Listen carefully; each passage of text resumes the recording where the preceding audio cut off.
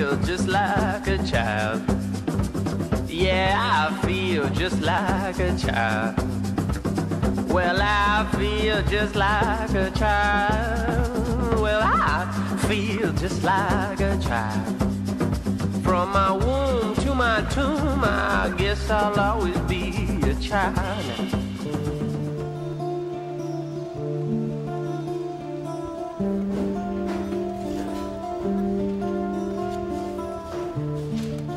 Dans le service de diabétologie, où on reçoit donc des personnes diabétiques et certaines qui ont un diabète de la grossesse, soit un diabète gestationnel, soit un diabète avant la grossesse, et qu'on prend en charge pendant la grossesse, conjointement avec le gynécologue et avec le médecin traitant. Alors, donc vous venez pour la consultation?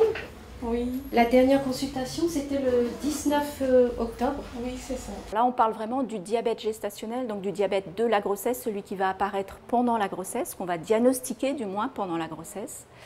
Ce diabète gestationnel, c'est donc fréquent, hein, puisqu'il va toucher pratiquement une femme sur 6 ou 7, là maintenant, à La Réunion. Vous ne faites pas d'hypoglycémie, il n'y a pas de malaise, il n'y a pas de... Ce lundi, j'ai failli faire un petit malaise. À quelle heure? 2 heures après le repas, le matin. D'accord. Alors la prédisposition principale, c'est le surpoids ou l'obésité. C'est vrai que plus on a un excès de poids, plus on est à risque de présenter un diabète de la grossesse. C'est l'âge également, c'est que plus on avance en âge, plus le risque est important. Ce sont les antécédents familiaux, premier degré, hein, c'est-à-dire le papa, la maman, de la personne enceinte. Hein. Mais ça peut être aussi le fait d'avoir donné naissance à un bébé aussi un peu gros. Ça, ce sont les facteurs de risque. Donc demain,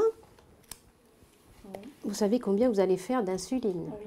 Compte tenu de l'importance du diabète à La Réunion, compte tenu aussi de la prévalence, de l'importance de l'obésité, ce sont des facteurs qui sont très très fréquents. Et là actuellement, on préconise en début de grossesse un dépistage qui va être ce qu'on appelle universel, c'est-à-dire toute femme enceinte va faire ce prélèvement sanguin. Donc c'est vrai qu'on l'a généralisé à La Réunion à l'ensemble des femmes enceintes. Vous avez été invité à venir à cet atelier cet après-midi parce que sûrement on vous a trouvé au niveau des résultats de vos glycémies qui sont pathologiques, c'est-à-dire que ça dépasse les normes. Donc on vous propose de venir avoir des informations sur le diabète gestationnel. Celles qui veulent, eh bien, je vous remets donc un document sur lequel vous avez un code avec lequel vous pouvez vous connecter sur le site internet MyDiaby. Sur le site internet, il y a un carnet et nous, quand on se connecte, on voit toutes vos glycémies et ça permet de faire un lien avec vous. Et si on voit des glycémies qui sont élevées, qui sont hors normes, on peut communiquer avec vous par des petits messages pour vous dire, ben voilà, qu'est-ce qui se passe.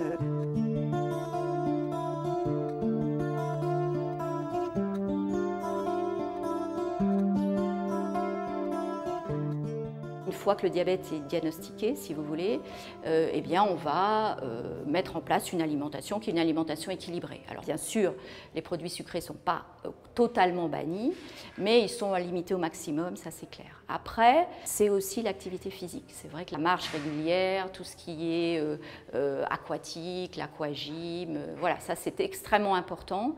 Et ça, on sait très bien que c'est un facteur de prévention du diabète et c'est un facteur de contrôle du diabète gestationnel quand il y est.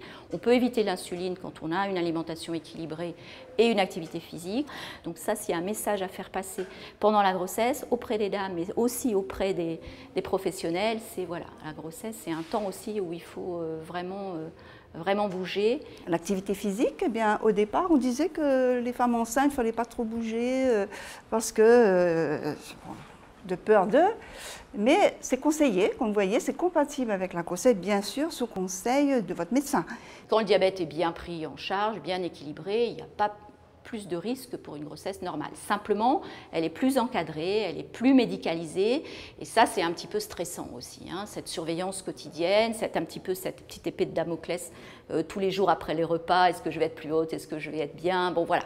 On sait que ça génère quand même un stress pour la maman ou la future maman. Et les injections d'insuline, ça va? Oui, ça va. Au début, c'était pas facile, mais maintenant, ça va.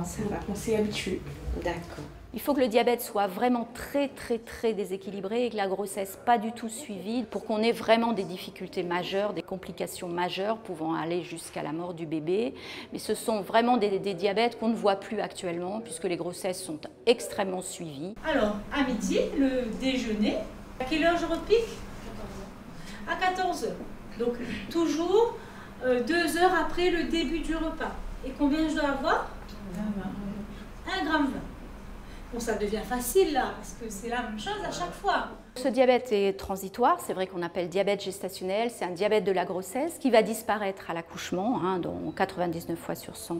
Mais il faut continuer une fois par an à se contrôler par une glycémie à jeun notamment, à voir avec son médecin traitant, pour pouvoir s'assurer que tout reste bien.